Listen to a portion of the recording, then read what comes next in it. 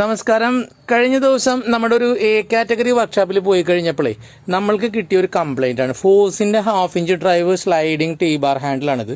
അപ്പോൾ ഇതിന്റെ പ്രോബ്ലം എന്താ വെച്ച് കഴിഞ്ഞാൽ ഇതിന്റെ ആ ഡ്രൈവ് അവിടെ വെച്ച് അങ്ങോട്ട് വട്ടൊടിഞ്ഞു പോയി. ഇത് നമ്മൾക്ക് ഇതിന് മുമ്പ് ജലാനി എന്ന് പറഞ്ഞൊരു ബ്രാൻഡിലാണ് ഇത് കിട്ടിയിട്ടുള്ളത്. ജലാനിനെ നമ്മൾ കണ്ടം വഴി ഓടിച്ചു. പക്ഷേ ഈ ഫോൾസ് എന്ന് പറഞ്ഞു കഴിഞ്ഞാൽ നമ്മളൊരു പ്രൊഫഷണൽ ക്വാളിറ്റി ടൂൾ ഒരു തായ്വാനീസ് ബ്രാൻഡ് ആയതുകൊണ്ട് നമ്മളിത് വളരെ ആത്മവിശ്വാസത്തോടെ ഇത് കൊടുക്കുന്നത്. ഇത് ഫോഴ്സിന്റെ 8034300 എന്ന് പറയുന്ന ഒരു സ്ലൈഡിംഗ് ടീ ബാറാണ്. അപ്പോൾ ഇത് നമ്മുടെ എ കാറ്റഗറി കസ്റ്റമേഴ്സിനൊക്കെ നമ്മൾ സജസ്റ്റ് ചെയ്യാറുണ്ട്. നോക്കിയേ, ഇതിനൊരു വളവ തിരിവ അങ്ങനെയൊന്നുമില്ല. ഈ നമ്മുടെ ഈ പ്രൊഫഷണൽ ക്വാളിറ്റി ബ്രാൻഡുകളുടെ പ്രത്യേകം വെച്ചാൽ അവന് താങ്ങാവുന്ന ടോർക്ക് അവൻ താങ്ങും, അതിനപ്പുറം നമ്മൾ ഉപയോഗിച്ച് കഴിഞ്ഞാൽ അത് ഒടിഞ്ഞു പോകും.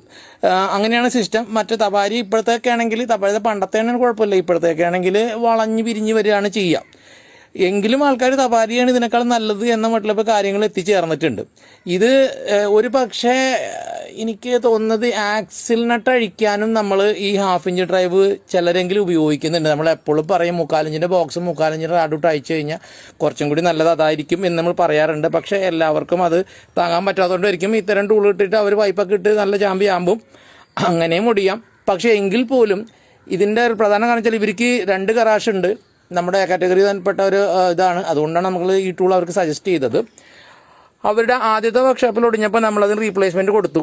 കഴിഞ്ഞിടക്ക് 2ാമത്തെ വർക്ക്ഷോപ്പിൽ അവിടെയും ഇത് ഒടിഞ്ഞ്. അപ്പോഴാണ് നമ്മൾക്ക് ഇതിൻ്റെ ഒരു അപകടം മനസ്സിലായത്. കാരണം നമ്മുടെ ഒരു പോളിസി പ്രകാരം 3 കസ്റ്റമർ കംപ്ലൈൻറ്റ് പറഞ്ഞു കഴിഞ്ഞാൽ ഒരു ടൂൾ നമ്മൾ പിന്നെ അത് ആർക്കും മാർക്കറ്റ് ചെയ്യാൻ ശ്രമിക്കാറില്ല.